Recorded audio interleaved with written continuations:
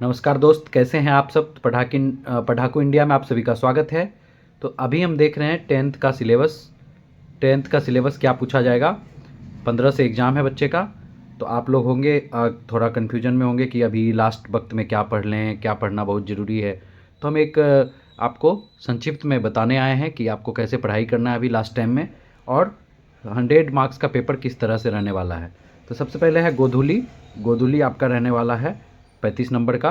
गोधूली से प्रश्न आएगा, जो कि आपका एक किताब है ये गोधूली, और एक आपका वर्णिका है जो पतला बुक है, जो कि मात्र उसमें 5 चैप्टर हैं और आप पढ़ सकते हैं उसको। एक दिन में उसे ख़त्म किया जा सकता है, 2-4 घंटे में ख़त्म किया जा सकता है पढ़ के।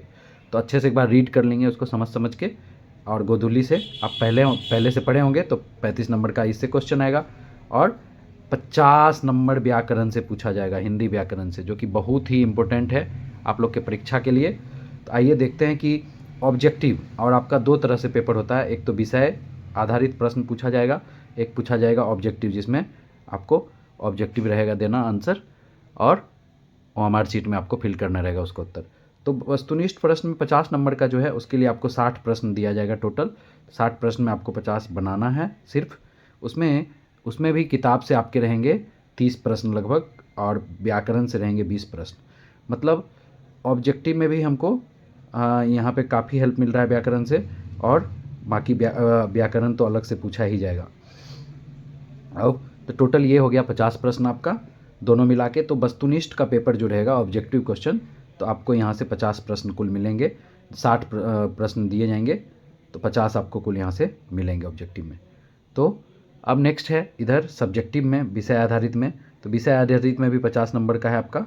तो उसमें बुक से 15 क्वेश्चन रहेगा, 8 जिसमें बुक से 15 मार्क्स का क्वेश्चन रहेगा किताब से आपके, जिसमें आपको 8 प्रश्न दिए जाएंगे और उसमें 5 आपको करना रहेगा। वो पाँचों क्वेश्चन जो रहेगा वो 10-10 मार्क्स का रहेगा, मतलब 2-2 मार्क्स का रहेगा।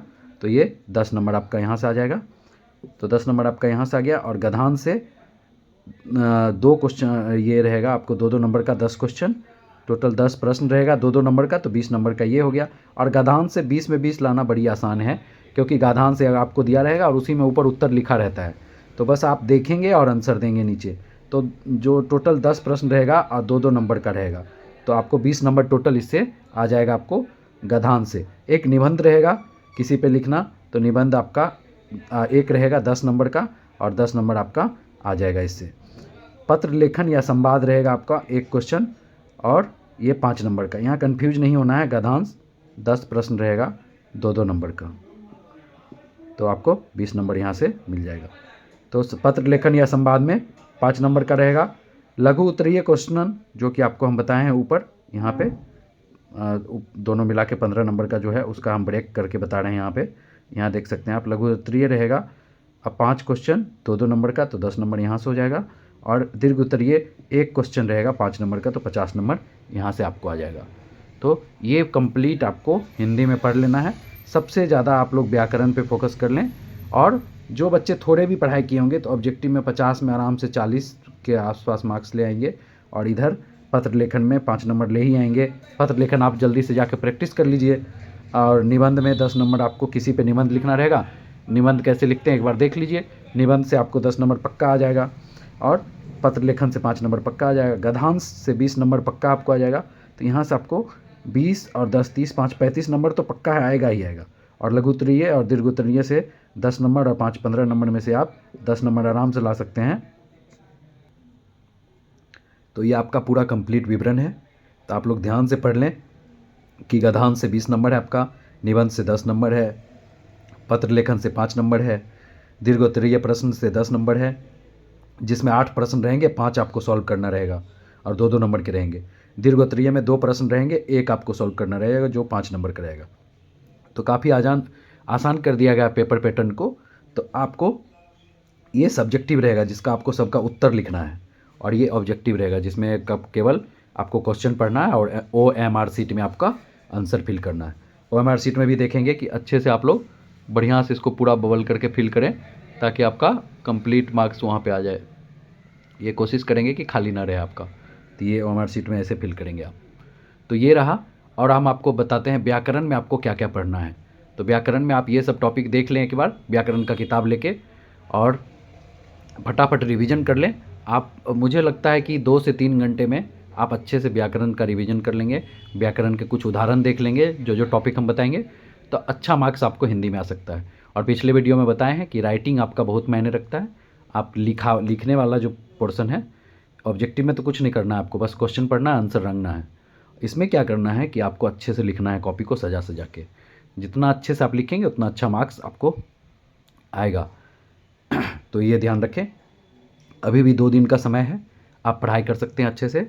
15 को एग्ज़ाम है, तब तक आपके पास समय है कि आप पूरे रिवीजन कर लें अच्छे से। अब चलिए व्याकरण का आपको सिलेबस बता देते हैं एक बार। तो व्याकरण में आपको देखिए क्या पढ़ना है। आपको भाषा पढ़ना है, भाषा आप आसानी से पढ़ सकते हैं। वर्ण पढ़ना है, 2 लाइन का होता है ये, और स्वर्ण वर्ण, व्यंजन वर्ण, तो ये सब जो है शब्द पढ़ना है आपको। तो शब्द कैसे बनता है आपको पता है। वाक्य पढ़ना है, शब्द कैसे पर निर्माण होता है वो देख लेंगे। वाक्य पढ़ लेंगे आप, शब्दों के समूह को वाक्य कहते हैं। संज्ञा पढ़ लेंगे, किसी व्यक्ति, वस्तु या स्थान के नाम को संज्ञा कहते हैं। सर्वनाम, जो संज्ञा के बदले प्रयुक्त होता है उसे सर्वनाम कहते हैं। विशेषण, जो विशेषता बताए। क्रिया विशेषण, जो क्रिया की विशेषता बताए। वचन है, वचन में एक वचन है, द्विवचन है, संस्कृत में होता है वो, इसमें कितने वचन है वो देख लेंगे। लिंग है, स्त्रीलिंग, पुल्लिंग, नपुंसकलिंग, ये सब देख लेंगे। कारक देख लेंगे, कारक के 8 भेद होते हैं। कर्ता ने, कर्म को, करण से, संपदान को के लिए, ये वाला एक अच्छे से रिवीजन कर लेंगे। तो उसके बाद प्रत्यय है, जो शब्द के पीछे लग के मान बदल देता है, शब्द का मीनिंग बदल देता है, अर्थ बदल देता है। फिर उपसर्ग है, जो शब्द के आगे लग के उसका मतलब बदल देता है और मीनिंगफुल मतलब ही देता है, अर्थपूर्ण ही मतलब देता है। पुरुष पढ़ लेंगे, प्रथम पुरुष, मध्यम पुरुष, उत्तम पुरुष। फिर यहाँ पे देख सकते हैं आप संधि पढ़ लेंगे। 2 या 2 वर्णों से, 2 या 2 वर्णों के मेल से उत्पन्न विकार को संधि कहते हैं। ये इसका कुछ एग्जाम्पल देख लेंगे, संधि के टाइप देख लेंगे, संधि कैसे पहचानेंगे वो देख लेंगे। समास, समास आपको पता ही होगा, बहुत इंपॉर्टेंट है, ये पूछेगा ही पूछेगा आपसे। तो उसके समास के भेद पढ़ लेंगे कितने हैं, उसके एक एक उदाहरण पढ़ लेंगे। तो समास में आपको पढ़ना है 2 या 2 से अधिक पदों का एक पद हो जाना समास कहलाता है। अलंकार पढ़ लेंगे, शब्दालंकार, अर्थालंकार, जो भी अलंकार है एक बार पढ़ लेंगे।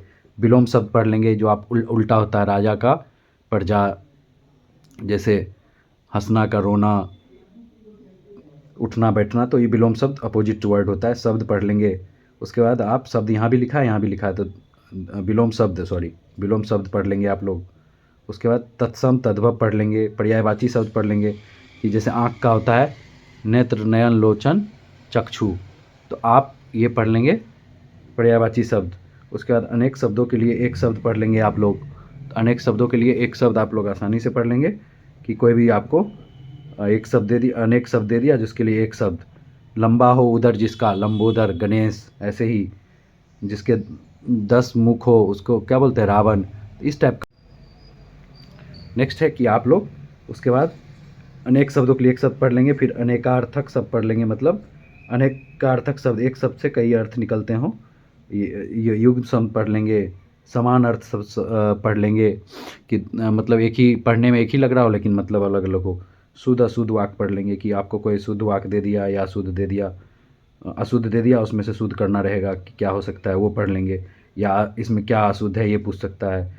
और शब्द के बारे में जान लेंगे। मुहावरे और लोकोक्तियों के बारे में पढ़ लेंगे। मुहावरा लोकोक्ति भी बहुत इंपॉर्टेंट है, ये पूछेगा ही पूछेगा।